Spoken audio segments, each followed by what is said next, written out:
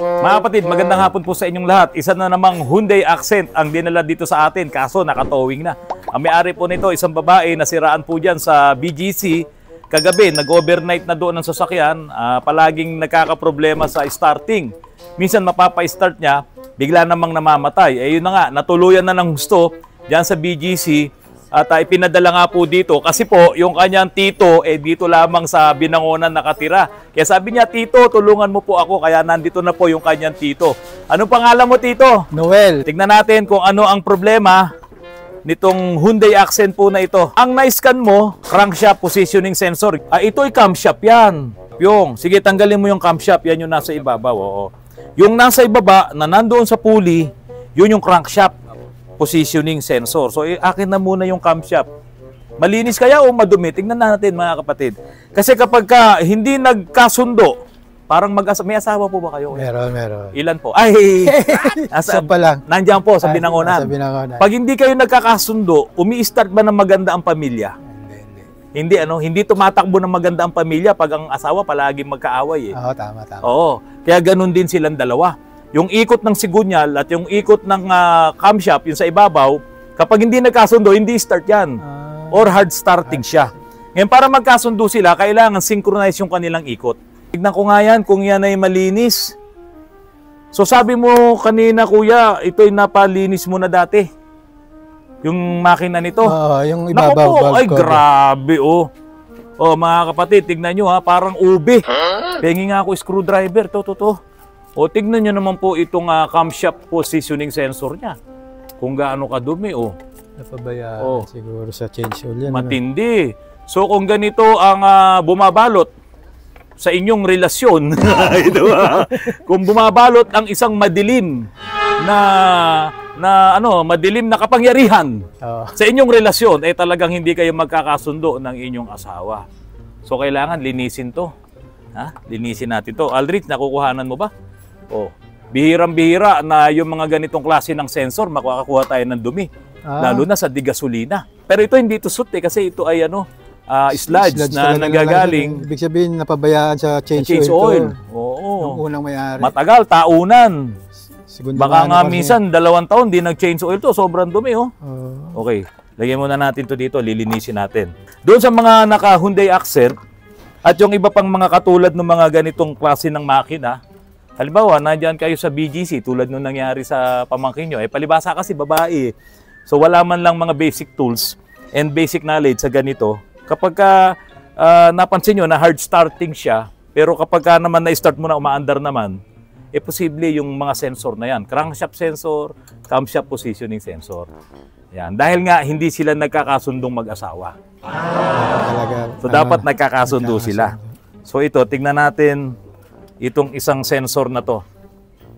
Ito ba ay ayan pa, double overhead cam to. Ayan, dalawa, double overhead cam. Kaya dalawa din ang sensor mo. Ito yung isang sensor. Camshaft sensor. Dapat talaga hindi nagkakaganyan yan. Walang yan. Ang matindi rito, kuya, itong problema. Ano? Dalawa asawa niya. Parehas pang Sorry, biro lang po Kasi ang crankshaft sensor nito, isa lang. Dahil isa lang naman ang sigunyal mo kaya lang naka-double overhead cam ka, double overhead yung camshaft mo, dalawa siya, so dalawa din ang sensor mo. So, yung isang sensor marumi rin.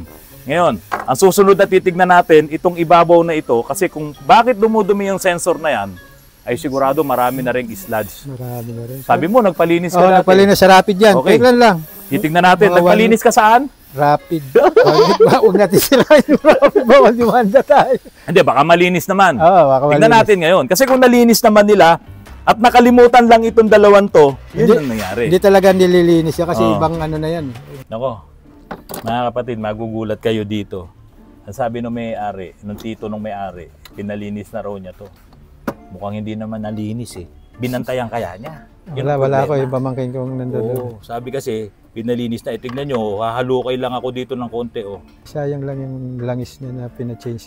Sayang ang langis. Kapag ka nag-change oil ka, na hindi mo naman nilinis, yung mga sludge na yan, sayang talaga. Kaya bigyan mo yung sa akin yung basahan. Ano naman yan? Tignan natin. Semi-synthetic pa naman yan. kaya kong linisin lang din itong mga sensor na yan. Kaya lang dahil sa nakita ko sobrang dumi, ito ay nagpapahiwatig na yung loob ng makina nito maruming-marumi rin. Tapos gagamitin ng may-ari, akala niya okay na dahil galing ka Autorans. Ilang panahon lang, pag nagbara-bara yung mga butas, yung mga oil galleries niyan, edi lalong masisira yung makina. Lalo na yung BBT. Ito yung gusto ko makita Pyong. Kasi pag napuno ng oil sludge, yung loob ng BBT niyan, magiging atrasado na to. Hindi na magiging magandang andar nito, hindi na yan na-advance. Kasi hindi gumagana yung variable valve timing niya. Ano ba yung mga nabibili sa Baguio City noon, yung nakakabit doon, yung parang maliliit na bilog na gano'n, ginaganon mo? Ano yan? Sundot kulangot. Kulangot na yung, kulangot daw na yung chicken. Meron yun ng mga bata-bata. Nakakain ba kayo nun? Ikaw, nakakain ka ba nun? Wala, hindi na umabot Wala, yan. kasi Bicolano to eh. Ang layo niya sa Baguio. Ilang kilometro ang Bicol hanggang dito sa Metro Manila? 500? 500 plus 250, 750. Papayag ka ba nun? 750 kilometers, makapunta ka lang sa Baguio. Pero kung nandoon yung mahal mo, gagawin mo yun. Wow. Di ba? Malayo man, malapit din. Pilit kitang mararating. Ayan. Dito ko rin binili yan sa bandang Antipolo. Okay na. Ito na. Hawakan mo, Pyong. Hawakan mo. Tingnan natin. Naku, grabe. Yan ba yung siyang ka nagpalinis? Sa Rapid. Hindi, sure ka? Baka mamaya sinisiraan mo lang, ha? Hindi naman. Hawakan nyo lahat yan. Ito, mga kapatid, ha? Tignan nyo, Kilo-kilo, Ayan, ang sludge, hindi pwede to. Sir, magtatap tayo dito. Kasi hindi natin matatanggal lahat yan. Magbababa tayo ng cylinder head dito, sir. Kasi tignan mo pag ito pinilit kong linisin yan dyan lahat, bababa lang yan dun sa makina. Ngayon, pag bumaba sa makina, dun sa block, sa ilalim, sa crankcase, at hindi mo natanggal lahat dahil hindi mo naman binuksan, sir, maaaring bumarato sa mga oil galleries. Pati doon sa pinapasukan ng oil doon sa connecting rod, sa piston, doon sa yung sigunya, lahat 'yon. Maliliit lang ang butas kasi ng mga gasolina ng makina eh. Hindi katulad ng mga diesel engine, malalaki yung mga oil galleries. Ito maliliit lang. Pero ang dumi parehas sila. Kung ano ang dumi ni diesel, ganun din ang dumi ni gasoline engine. Ngayon, kung kayo po ang may-ari nito, papayag ba kayo na ayan lang, aalisin ko lang halimbawa itong mga kaunti-kaunting dumi na yan. Hindi kaunti, marami Tapos tatakpan ko na ulit, linisin ko yung sensor, okay na yan, naandar na yan. Pero sigurado, ito ang papatay sa makina nyo. Yan. Wala tayong magagawa po dito, sir. Didesisyonan nyo ito ngayon din dahil hindi ko na ito papaandarin. Kung ito hindi nyo ipapagawa, hindi ko na ito papaandarin, iuwi nyo na lang na hindi ito umaandar. Dahil masisira talaga to, biro nyo yan, Hindi na to pwedeng paandarin kung hindi ito lilinisin or ibababa ang iyong head. Hindi ko kayang siguraduhin na kapag ka ito ay binras-bras ko lang yan, hindi yan kaya. Malilinis ko. Hanggang doon sa kaloob-looban Kung i-oil flashing natin, hindi rin yan. Wala, bababa lang doon sa ilalim. Diba? Nakita natin yung problema nitong Hyundai Accent. Ito yung mga hindi talaga nag-change oil ng 1 taon. Or kung nag-change oil ka man ng 1 taon, hindi ka gumagamit ng mga full synthetic na mga langis. Ganun po ka-importante ang mga fully synthetic na mga langis. Meron siyang panlinis. Kaya yung mga fully synthetic na pwede sa diesel at pwede sa gasolina, mas powerful yun. Kasi ang mga diesel engine, yan ay gumagamit ng maraming mga detergents para linisin yung makina. Kaya bihira sa mga diesel engine yung nagtututong na makina na katulad nito. Palibasa ito, ang gagamitin mong langis, baka ordinaryong langis lang, baka mga mineral oil lang o semi-synthetic, hindi ganun kadami ang kanyang mga panlinis, ang kanyang mga detergents. Kaya ito, nanatiling madumi itong makina niya dahil dun sa langis na ginagamit. Kaya ako mga kapatid, maire-recommend ako sa inyo, yung langis na pwede sa gasolina na makina at pwede sa diesel na makina. Bakit po? Ito, katulad po nitong Eni. Ang Eni po at ang Repsol, ako po ay brand ambassador nila. Pero kaya ko tinanggap ang pagiging brand ambassador po ng Eni ay dahil nga po sa unang-una ito ay European oil. Pangalawa, ito po ay SP na, ang kanyang oil classification. So yung oil classification nagsimula yan sa A. A, B, C, D, E, F, G. At yung pinakahuli nga ay SN. So API SN.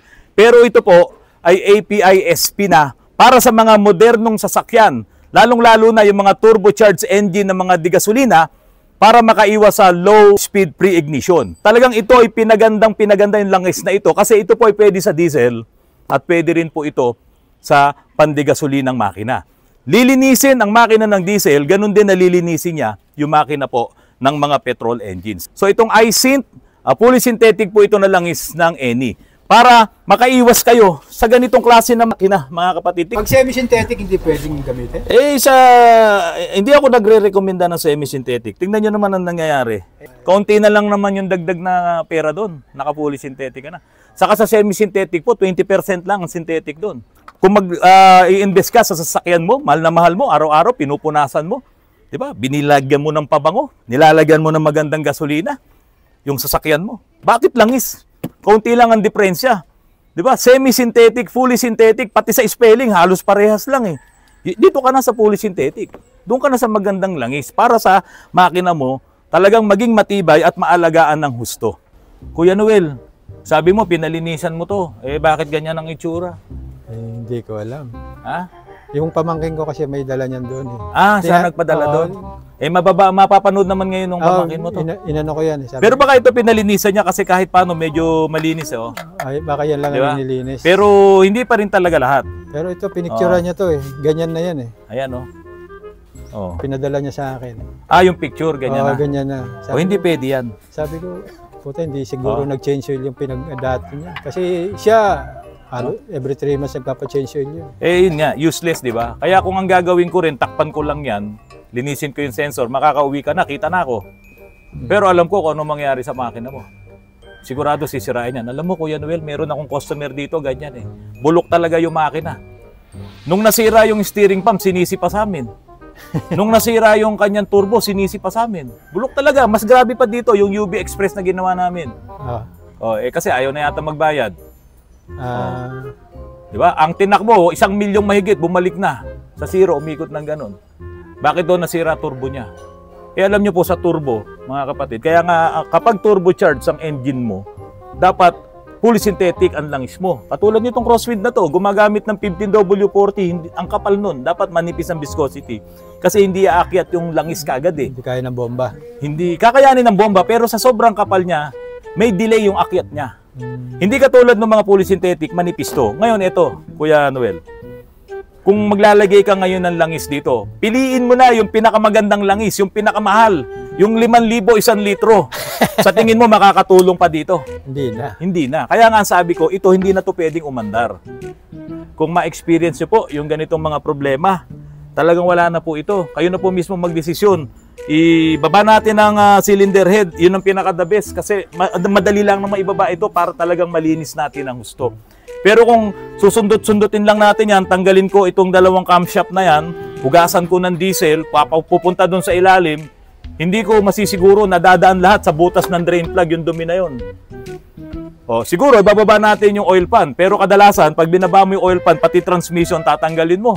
Mas lalo malaking trabaho. Malaking trabaho. Baba mo na lang cylinder head, masigurado pa po tayo. Huwag natin pababain yung dumi na yan doon sa ilalim. Yun ang pinaka-importante. So po mga kapatid, maraming salamat sa patuloy na pagtangkilik nyo po sa aking channel. Bibigyan ko kayo ng update dito sa sasakyan na ito. At sana po lagi kayong manonood ng aking mga vlogs. Dito po actual naming ipapakita sa inyo yung mga problema ng mga sasakyan para makatulong din po sa pag-maintain nyo ng sasakyan. Ngayon kung may problema po kayo sa kasukasuan nyo, may problema kayo sa rayuman nyo, meron po ako napagaling dito. Ibaling mo nga doon. Nakailang inom ka sir? Nakailang inom ka lang? 2 capsule lang ng Fast Act. Kung ano yon, i-message nyo lang po ako, private message nyo po ako. Magaling ka na sir? Nakakatakbo na? Yes, nakakatakbo na. Kaya nyo ba yung takbo ni Erap na gumaganong-ganong pa? Kaya na. Mga kapatid, maraming salamat po sa mga bagong tropa po natin na nagpuntahan po dito. Nagpapasalamat po ko kay General Nartates, retired na po siya. Tiyuhin po ito ng isang aktibo at makisig na general na nandiyan po sa PNP. Ngayon po, nagpapasalamat din po ako kay Sir Lieutenant Lloyd Cortez dito po sa Hilltop. Siya po ay dito sa PDEG sa pagbisita po niya kanina po dito sa amin. At nagpapasalamat din po ako sa may-ari po ng Smart Tire Marketing Incorporation na si Sir Danding Santiago. Dito po kami nagpapa-computer alignment po ng mga sasakyan na ginagawa po namin dito po sa Autorans. At happy birthday din po kay Kuya Betong de la Merced. Salamat po Kuya Betong. Yan po ang nagpaaral sa akin noong araw. At happy anniversary po sa lahat po ng mga chikiting, sa lahat po ng mga PNK po dito po sa aming dako sa Palmera Heights. Mga kapatid, maraming salamat sa inyong lahat sa patuloy na pagtangkilik nyo po sa aking channel. Magandang gabi po sa inyong lahat.